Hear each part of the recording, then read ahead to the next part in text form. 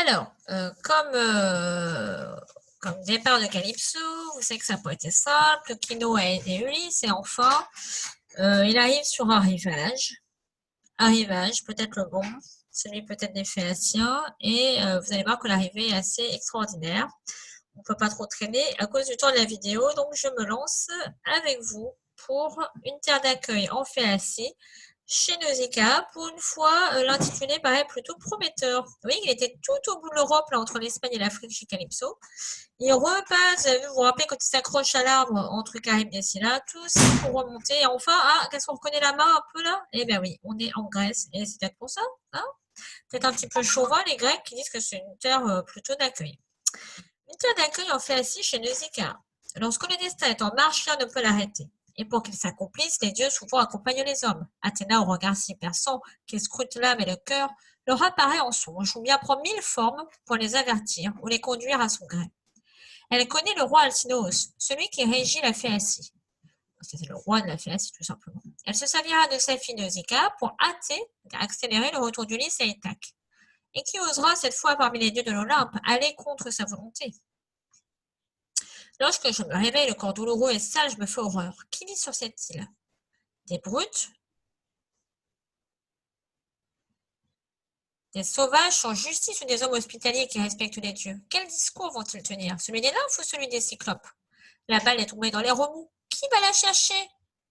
On dirait la voix claire d'une jeune fille. J'écarte les broussailles, des mules broutent l'herbe tendre, attelées à un char léger. Des suivantes et leurs maîtresses sont venues laver le linge au fleuve. Il est déjà plié et chargé. Elles jouaient à la balle en attendant qu'il soit bien sec et je n'ai rien entendu. Qui sont-elles? Comment faire pour les interpeller? Si je cachais ma nudité avec une branche de figuier sauvage pour ne pas les effrayer. Mais oui, il est tout nu parce que si vous vous rappelez des consignes, Ino lui a dit de se déshabiller pour ne pas s'alourdir sur moins que les vêtements pour rejoindre la côte. Ne vous sauvez pas! Seule la jeune maîtresse ne s'enfuit pas. J'hésite soudain. Cela fait si longtemps que je n'ai pas rencontré d'humain et encore moins une jeune fille. Comment lui demander de l'aide sans la heurter, sans la blesser ou la gêner? Je suis nue et répugnant. Impossible de m'approcher d'elle, même si la coutume exige d'embrasser ses genoux pour lui demander l'hospitalité. Oui, il y a des règles précises à l'époque, entre autres d'embrasser les genoux. C'est un peu délicat, effectivement, d'être en tenue. Es-tu femme ou déesse? Sa beauté m'émeut. 3 fois heureux ton père et ta mère ainsi que tes frères, car tu fais sans doute, par ta grâce, le bonheur de ta famille. Et plus heureux encore celui qui t'épousera. Je t'admire, je te contemple stupéfait. Ton teint est si clair. Je n'ose pas t'approcher, mais écoute, voici ce qui m'est arrivé. J'ai quitté l'île de Gigi sous mon vent, mais bientôt la tempête et la houle m'ont rudoyé sur la mer vineuse, tantôt rouge au crépuscule ou violette dès la pointe de l'aube. Chatoyante avec des couleurs changeantes, comme les reflets du vin. Après 18 jours d'errance, un dieu enfin m'a jeté sur votre rivage, sans doute pour y subir encore d'autres épreuves. Cela fait des années que je souffre. Reine, prends pitié de moi. Je ne connais personne sur cette île à qui demander de l'aide. Indique-moi la cité la plus proche. Et si tu as dans ton linge un simple bout de toile, laisse-moi m'en vêtir.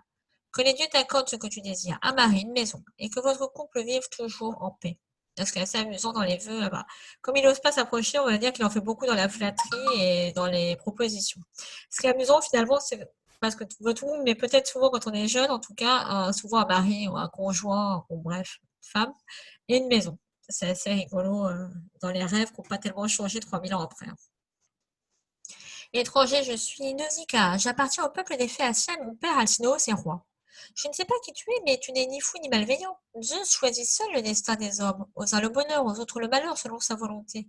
Tu dois donc supporter tes souffrances. Mais ici, sur notre terre, tu seras reçu selon les lois de l'hospitalité. Tu auras des vêtements propres et tout ce qu'il te faut pour vivre. Je t'accompagnerai jusqu'à notre cité. Et vous, mes suivantes, pourquoi vous enfuyez-vous? Pensez-vous que cet homme est un ennemi? Mais vous savez bien que personne ne viendra semer la discorde au pays des Phéaciens, les dieux nous aiment trop. Et puis nous vivons au bout du monde, bien loin, heureusement, des autres hommes. Celui-ci est un naufragé, il a beaucoup souffert. Nous devons accueillir les mendiants et les étrangers envoyés par Zeus. Vous vous rappelez? C'est d'ailleurs ce que revendiquait Ulysse quand il parlait à Polyphème, c'était très important. Donnez-lui un châle propre, une tunique, et prenez un flacon d'huile parfumée pour le laver dans le fleuve. Puis, vous masserez sa peau brûlée par le sel. Là encore, on l'avait vu, hein, les suivantes de Circé qui nettoyaient, qui lavaient la peau. Nausicaa, que vos servantes soient rassurées. Je me laverai seule au bord du fleuve, car j'ai été souillée par toutes les impuretés de la mer et toutes les choses monstrueuses que j'ai vécues. En me touchant, elle serait souillée, elle aussi. Souillée, c'est salir. Je ne me baignerai pas devant vous, car j'aurais honte d'être nue parmi celles dont les cheveux si beaux sont déjà une parure. Il leur dit par là qu'elles ont des tellement beaux cheveux déjà que ce sont comme des corps, comme des bijoux. Et seule sur le bord du fleuve, je me lave et me purifie. Lorsqu'enfin je ressemble à un humain, je revis. Écoutez-moi, vous toutes. Cet étranger est certainement protégé par un dieu de l'Olympe. Vous avez bien vu tout à l'heure lorsque nous l'avons découvert. Il avait l'air d'un mendiant. Et regardez-le maintenant, il paraît plus grand, plus vigoureux. Et ses cheveux, retombant en boucles serrées comme des fleurs de jacinthe, donnent à son visage une étrange noblesse. Ah, si je pouvais être mariée à un tel héros. Mais j'aurais. Vite, donnez-lui plutôt à manger. Alors en fait, elle a les cheveux bouclés et serrés. On voit souvent des représentations antiques en fait comme ça, avec des coiffures qui sont bouclées et assez serrées sur le front. Donc c'est une représentation sûrement de la beauté de l'époque pour les hommes. Je mange et bois avidement tout ce qui m'est offert. Il y a tant de jours que je jeûne et ça qui ne mangeait pas. Vous avez vu ça, hein, le jeûne du loup. Puis Nausicaa monte dans son char et avec ses servantes, je la suis à pied. La cité est proche. Lorsqu'elle s'arrête et m'interpelle. Étranger, écoute-moi. Tu dois te rendre au palais de mon père, mais sache qu'ici, la passion des Phéaciens, ce n'est pas la chasse ou la guerre. Nous n'aimons pas les arcs et les flèches. Notre passion, c'est la navigation, les rames, les mâts, les bateaux bien profilés qui franchissent les eaux grises. Je ne sais pas ce que diraient les habitants de cette cité s'ils me voyaient avec toi. Ils croiraient peut-être que j'ai été chercher un étranger pour marier, alors qu'il y a tant de nobles Phéaciens. Attends ici, dans ce jardin. C'est là que mon père a planté sa vigne. Laisse-moi le temps de traverser la cité et d'arriver au palais, ensuite demande ton chemin. Quelqu'un te conduira certainement chez mon père Alcinous. En entrant dans le palais, tu le reconnaîtras. Il se tient généralement le dos au feu et boit à petites gorgées un peu de vin doux. Ne t'adresse pas à lui en premier, mais demande l'hospitalité à ma mère, arrêtée, fille de Rhexénor. Elle sera près du foyer, occupée à filer à la lueur des flammes un bel écheveau de laine pourpre. Fais ce que je te dis et ils t'aideront à rentrer chez toi. Alors, ce qui est bien encore, ça rappelle un peu les prophéties de Circé ou de Tirésias, des consignes un peu qu'on donne à Ulysse pour bien se comporter. Et en même temps, c'est intéressant pour une fois qu'il écoute ça, puisqu'elle lui donne un peu les clés pour s'en sortir. Quoi. Chez elle, c'est un bon pays, mais vous voyez, par exemple, il ne faut pas qu'il s'adresse à son père, mais plutôt à sa mère. Elle ne veut pas rentrer directement avec lui, tout simplement parce qu'elle a peur que les gens, en fait, jasent, hein, racontent sur son dos, et peut-être qu'il croit qu'elle va voilà, avoir un nouveau fiancé. Et comme c'est une princesse, c'est important. Comme prévu, j'attends dans le palais d'Alcinos que Nausicaa arrive au palais. Lorsqu'il est enfin temps d'entrer dans la cité, je rencontre une petite fille portant une cruche d'eau et lui demande mon chemin. Curieusement, elle me prend aussitôt sous sa protection. Suis-moi en silence. Ne fixe pas les gens, ne les questionne pas. Ici, on n'aime pas beaucoup les étrangers. Alors, c'est quand même, ça c'est assez étonnant. Et sans que je le sache, la divine Athéna, sous les traits de la jeune enfant, me conduit au palais, me rendant par magie invisible aux yeux des hommes. Alors, ce qui est encore plus intéressant, c'est qu'ils sont très accueillants et en même temps, ils ont peur parce qu'ils sont au bout du monde, comme ils disent. Ils ne voient pas souvent des étrangers. Arrêtez. Fille de Rhexénor, je viens chez ton époux en homme meurtri et t'embrasse tes genoux pour te demander l'hospitalité. Que les dieux bénissent tes convives, les invités ici présents dans ton palais. Peux-tu m'aider? Je veux rentrer chez moi au plus vite, j'ai trop souffert loin des miens. Sur ces mots, comme un mendiant, je m'assois dans la cendre, près du feu, guettant la réaction du roi, de sa femme et de leurs convives. Tous se taisent. Soudain, le plus âgé des Phéaciens, Échénéos, prend la parole. Alcinous, cela ne te ressemble pas de laisser ton hôte assis par terre dans la cendre. Quel que soit son rang, dis-lui de s'asseoir sur un fauteuil clouté d'argent et que l'on mange et boive en l'honneur de Zeus, ami de ceux qui demandent de l'aide. Lorsqu'enfin les convives partent rassasiés, de mets et de vin doux, la reine arrêtée m'interroge avec méfiance. Elle a reconnu les vêtements que je porte, c'est elle qui les a tissés. Étranger, qui es-tu? D'où viens-tu? Qui t'a donné ces vêtements? N'as-tu pas affirmé que c'était la mer qui t'avait entraîné ici? Reine, si je devais te raconter la longue histoire de mes malheurs, comme les dieux l'ont voulu, ce serait interminable. Lorsque mon bateau a coulé, j'ai réussi en nageant à rejoindre vos côtes. Mais n'ayant plus de force, je n'ai pas pu me laisser sur les rochers tranchants qui bordent l'île. Alors je me suis laissé porter par le courant jusqu'à l'embouchure du fleuve. C'est là, sur le sable d'une petite lagune, qu'à demi-mort, Nausicaa, ta fille et tes suivantes m'ont trouvé. Elle a ordonné aussitôt que l'on me donne à boire et à manger, de quoi me laver dans le fleuve et des vêtements propres. C'est vrai, je suis un naufragé.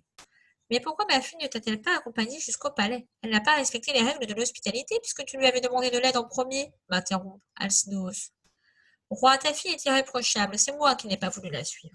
Si quelqu'un l'avait vue avec un homme, cela aurait pu être peut-être entaché son honneur. Ils auraient pu croire qu'elle avait des relations avant son mariage. Tu sais comme les hommes sont soupçonneux à l'égard des femmes. Étranger, tu es un homme droit.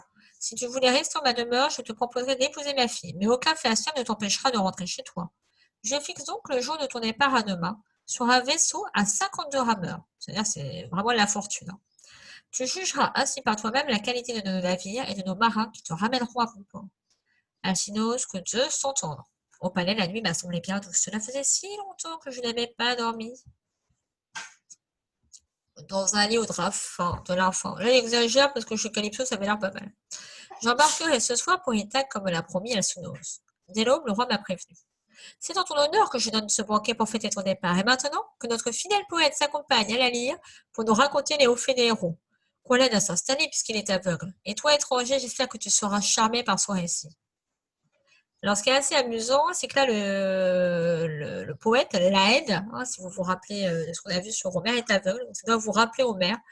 Et c'est un clin d'œil à celui qui a écrit peut-être une partie de l'Odyssée qui parle de lui-même hein, à l'intérieur de ce livre. Ou alors c'est ce qui a inspiré la légende après sur Homère lui-même qui aurait pu être aveugle. Vous voyez, il y a souvent un mélange, en tout cas, entre l'auteur et le personnage. Là. Étrange coïncidence, volonté divine, le poète, soudain, à la voix vibrante, raconte la guerre de Troie, les hauts faits des Grecs et ce qu'ils ont subi, la mort d'Achille, la ruse du cheval pour s'introduire dans la ville.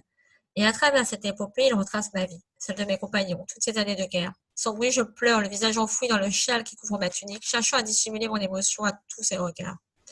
Alcinous soit-il surpris d'un geste, il demande que l'on arrête le récit. A-t-il deviné qui je suis? Mais le banquet se poursuit. De jeux en divertissement, où lutteurs et danseurs se succèdent, la journée s'étire sans fin. Je n'en peux plus d'attendre, je voudrais déjà être sur la mer.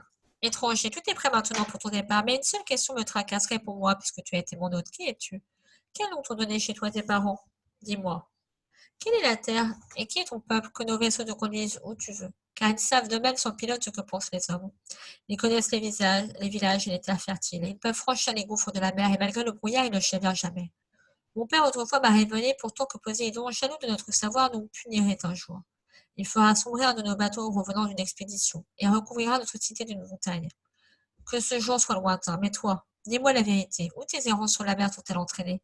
Qui as-tu rencontré dans ce terrible voyage? Quel est donc ton secret pour que tu pleures ainsi en entendant le récit de la guerre de Troie? Qui connais-tu mort là-bas au combat? Je suis Ulysse, l'homme aux mille ruses, fils de Laërte, enfant de Zeus, le dieu des dieux. Ce nom à lui seul résume toute mon histoire. Il est connu d'un bout à l'autre de la terre et même jusqu'à l'Olympe. À cause de ce nom, la trace de mes pas sur l'île d'Ithaque, la rocheuse, la dernière dans la mer, celle qui a vu naître bien des guerriers ne s'effacera pas. Je ne sais derrière de la faim, de la peur, de l'errance, du désir, de la folie, de la mort, sans gloire, avant de partir pour la guerre de Troie. Il m'a fallu 20 ans d'exil, 20 ans d'absence loin de tous amis et ennemis pour revenir enfin, libre vers la vie. Et le roi Alcinous, entouré de ses convives, entend. De l'aube, le roi m'a prévenu. Excusez-moi.